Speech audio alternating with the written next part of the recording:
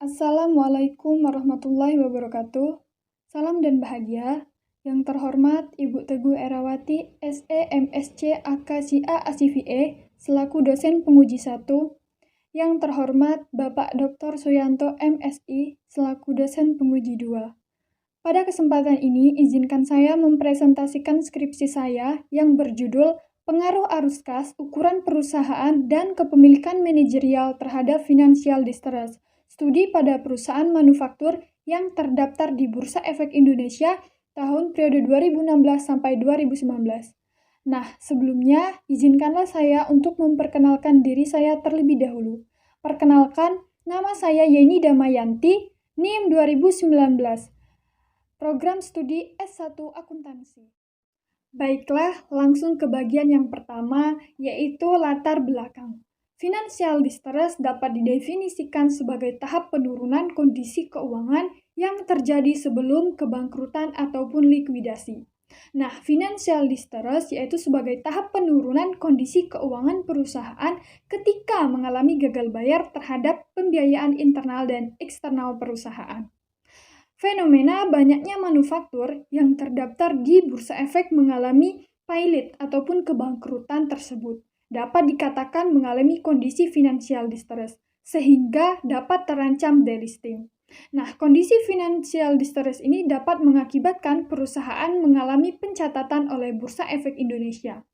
Berikut beberapa contoh perusahaan termasuk perusahaan manufaktur yang telah mengalami delisting antara lain pada tahun 2017 meningkat sebesar 8 perusahaan yang telah didelisting dari Bursa Efek Indonesia. Yaitu yang pertama PT Ciputra Property Tbk, PT Ciputra Surya Tbk, PT Sorini Agro Asia Karporindo Tbk, PT Citra Mahalika Nusantara Karpora Tbk, PT Inovasi Infarkom Tbk, Braukul Energi, PT Permata Prima Sakti Tbk, dan PT Lama Citra Nusantara Tbk. Baiklah, yang selanjutnya, penelitian ini tentang prediksi kebangkrutan suatu perusahaan sudah sangat banyak dilakukan di Indonesia. Akan tetapi, penelitian mengenai prediksi kondisi finansial distress suatu perusahaan dengan membandingkan antara kondisi finansial distress dari sudut pandang arus kas, ukuran perusahaan, dan kepemilikan manajerial masih sangat terbatas. Penelitian ini penting dilakukan dikarenakan hasil dari penelitian ini dapat memberi manfaat yaitu kontribusi untuk sebagian pihak. Bagi perusahaan, penelitian ini dapat digunakan untuk tambahan referensi dalam memperbaiki suatu kinerja keuangan yang dapat membuat strategi lain dalam menghindari financial distress. Sedangkan bagi investor, penelitian ini digunakan sebagai rekomendasi model dalam sebuah pengukuran financial distress serta membantu suatu keputusan investasi. Nah, sedangkan manfaat yang terakhir adalah bagi akademis. Penelitian ini dapat digunakan sebagai referensi untuk melakukan penelitian selanjutnya. Baiklah, yang selanjutnya, tujuan penelitian. Tujuan yang pertama yaitu untuk menguji pengaruh arus kas terhadap financial distress pada perusahaan manufaktur tahun 2016-2019. Tujuan yang kedua yaitu untuk menguji ukuran perusahaan terhadap financial distress pada perusahaan manufaktur tahun 2016-2019. Tujuan yang ketiga yaitu untuk menguji pengaruh kepemilikan manajerial terhadap financial distress pada perusahaan manufaktur tahun 2016-2019. Baiklah, yang selanjutnya kerangka penelitian. Di kerangka penelitian ini menunjukkan H1 yaitu arus kas berpengaruh positif terhadap financial distress. H2 yaitu ukuran perusahaan tidak berpengaruh terhadap financial distress. H3 yaitu kepemilikan manajerial tidak berpengaruh terhadap financial distress. Selanjutnya metode penelitian. Sifat penelitian. Sifat penelitian ini bersifat kuantitatif. Populasi, sampel, dan teknik pengambilan sampel. Populasi yang digunakan dalam penelitian ini adalah seluruh perusahaan sektor manufaktur yang terdaftar di Bursa Efek Indonesia tahun 2016-2019. Teknik pengambilan sampel dalam penelitian ini menggunakan metode purposive sampling. Teknik analisis data. Teknik analisis data yang digunakan dalam penelitian ini antara lain yaitu uji statistik, deskriptif, uji asumsi klasik, dan uji hipotesis. Baiklah, yang selanjutnya hasil dan pembahasan. Yang pertama, uji statistik deskriptif. Hasil uji statistik deskriptif dapat dilihat pada tabel berikut ini. Yang kedua yaitu uji asumsi klasik. Terdiri dari yang pertama, uji normalitas. Data yang digunakan dalam penelitian ini bersifat normal, dikarenakan nilai alfanya melebihi dari 0,05 yaitu 0,077. Yang kedua yaitu multikolinearitas. Dalam penelitian ini tidak terjadi gejala multikolinearitas, dikarenakan nilai toleran semua variabel adalah kurang dari 1, sedangkan nilai VIF-nya adalah kurang dari 10. Lalu uji heterokedastisitas. Penelitian ini juga tidak terkena gejala heterokedastisitas, dikarenakan nilai signifikan dari semua variabel melebihi 0,05. Nah, lalu uji autokorelasi. Dalam penelitian ini juga tidak terjadi gejala autokorelasi, dikarenakan nilai DW yaitu 1,759 melebihi dari nilai D. Baiklah, yang selanjutnya uji analisis linier berganda. Berdasarkan tabel hasil uji analisis linier berganda, menunjukkan bahwa variabel arus kas memiliki nilai signifikan sebesar 0,581. Nah, variabel ukuran perusahaan memiliki nilai signifikan sebesar 0,581 dan variabel terakhir yaitu kepemilikan manajerial memiliki nilai signifikan sebesar 0,310. Selanjutnya uji hipotesis.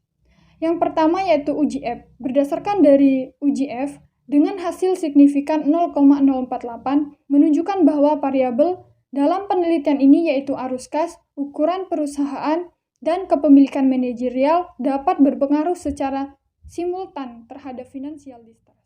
Lalu, hasil uji T.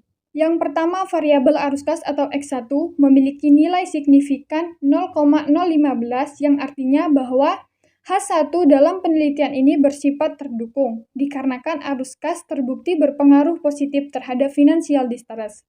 Lalu, variabel ukuran perusahaan atau X2 dengan nilai signifikan sebesar 0,896 yang artinya hipotesis 2 dalam penelitian ini tidak terdukung, dikarenakan terbukti bahwa ukuran perusahaan tidak berpengaruh terhadap financial distress. Lalu yang selanjutnya variabel kepemilikan manajerial atau X3 memiliki nilai dengan signifikan sebesar 0,643.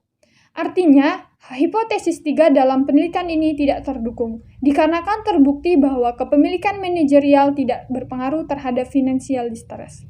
Yang selanjutnya hasil uji koefisien determinasi.